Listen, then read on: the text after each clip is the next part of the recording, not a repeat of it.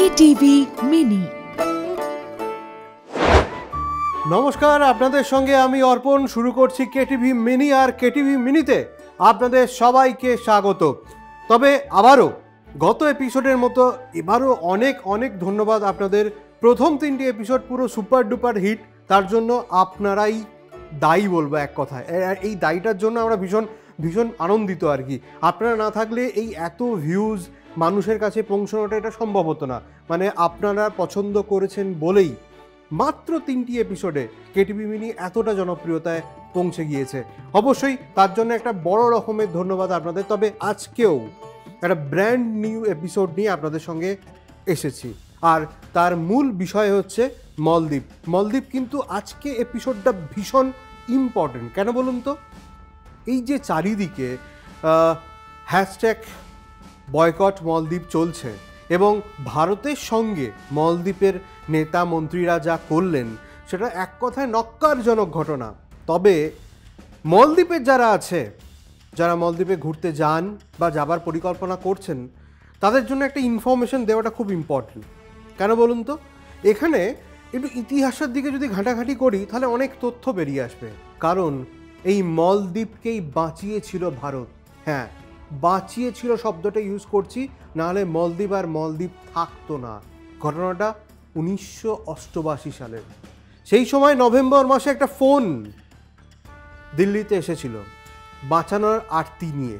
শুধু ভারত নয়, মলদ্বীপের যারা বন্ধু দেশ, পাকিস্তান, ইউএস, ব্রিটেন, সবার কাছেই ফোনটা গিয়েছিল। কেউ পাত্তা দেয়নি।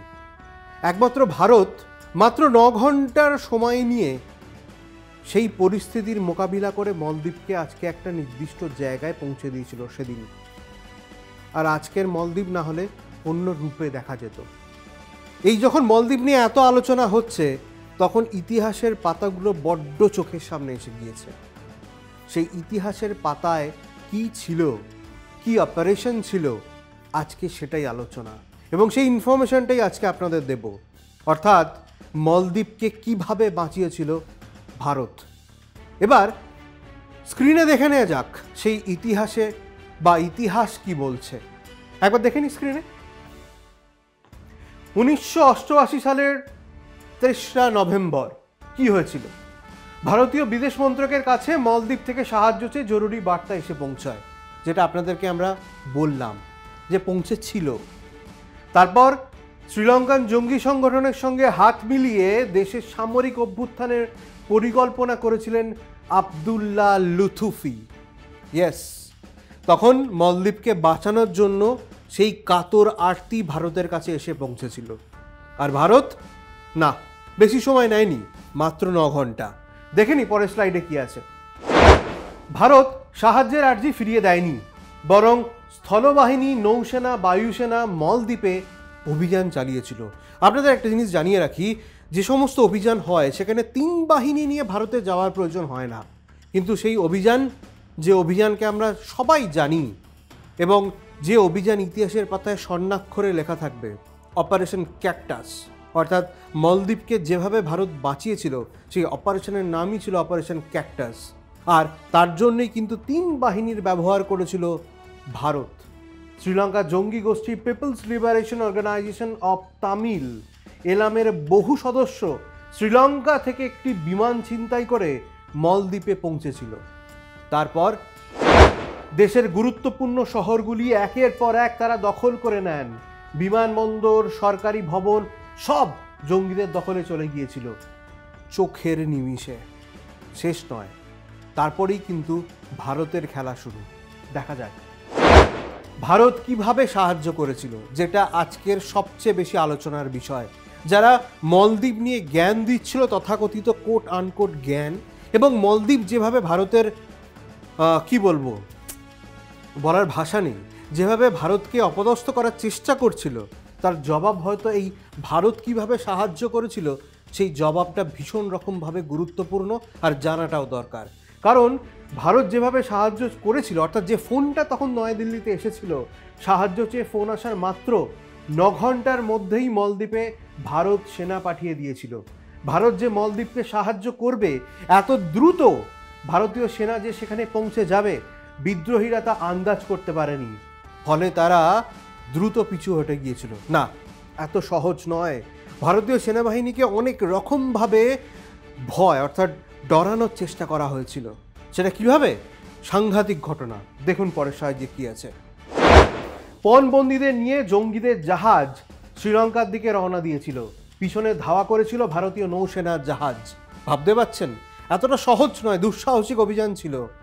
মুহুর্মুহু গোলাবর্ষণ করা হচ্ছিল, পালাবার পথ পাচ্ছিল না জঙ্গিরা।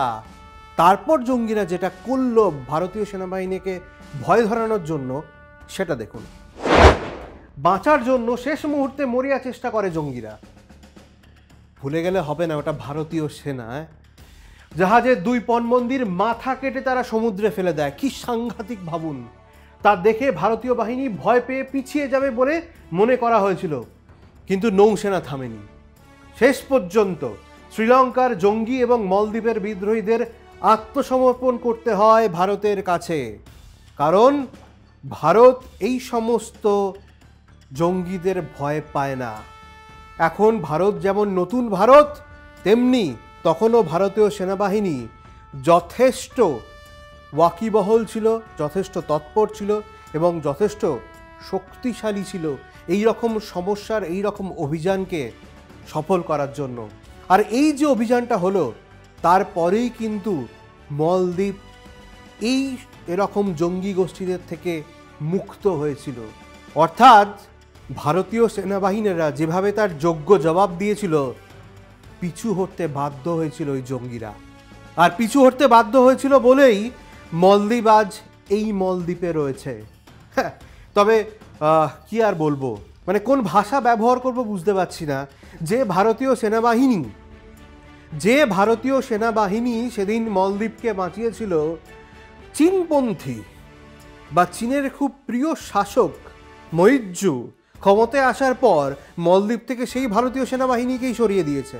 ভাবতে পারছেন চীন কতটা উস্কানি দিলে তবে এই পরিস্থিতির উদ্ঘাটন হয় বলা যেতে পারে। যাই হোক না কেন, তবে এই মালদ্বীপ নিয়ে এত কিছু হচ্ছে, আমাদের মনে হয়েছে, কলকাতা টিভি মনে করেছে, কেটিভি মনে করেছে, কেটিভি মিনি মনে করেছে, এই তথ্যটাও সামনে আসা উচিত। কারণ ইতিহাস বারবার চোখে আঙুল দিয়ে দেখিয়ে দেয় মালদ্বীপের জন্য ভারত কি করেছে, অর্থাৎ মালদ্বীপকে কিভাবে ভারত বাঁচিয়েছে।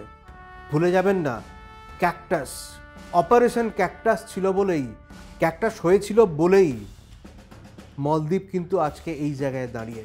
অর্থাৎ ভারতের সাহায্যটা ভুলে যাবেন না, ভারতের জন্যই মালদ্বীপকে বাঁচানো সম্ভব হয়েছিল।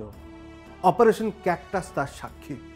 অর্থাৎ ভারত ভারতেই রয়েছে, ভারত মাথা উঁচু করে চলবে।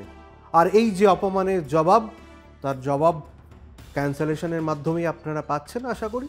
মালদ্বীপের যারা রয়েছেন, 14,000 ক্যান্সেলেশনের পরও অনেক ক্যান্সেলেশন হয়েছে। তবে হ্যাঁ, আর একটা জিনিস বলে রাখি, ভারত কিন্তু জবাব দিতে জানে। তাই আবারও বলছি, ভারতের সঙ্গে এই ধরনের আচরণ করলে ভারতবাসীরা ছেড়ে কথা বলবে না, জবাব পেতেই হবে। আজকের কেটিভি মিনি এখানেই শেষ করছি। এই এপিসোডটা কেমন লাগলো অবশ্যই আমাদের জানাবেন। মালদ্বীপকে নিয়ে এই যে বিশেষ অপারেশন ভারত করেছিল, অর্থাৎ অপারেশন ক্যাকটাস, সেই তথ্য আপনাদের কীরকম লাগলো অবশ্যই আমাদের কমেন্ট করে জানান। আর অবশ্যই 3টে এপিসোডের মতো, গত 3টে এপিসোডের মতো এই এপিসোডটা মানুষের কাছে পৌঁছে দিন, লাইক করুন, শেয়ার করুন। আর আমাদের ডিজিটাল পেজ যেগুলো রয়েছে, Facebook, Instagram, YouTube, x handle, সেখানে সবাইকে জানান, শেয়ার করুন আর কেটিভি মিনি ঘরে ঘরে পৌঁছে দিন। আর অবশ্যই সব খবরের জন্য চোখ রাখতে হবে কলকাতা টিভি অনলাইনে।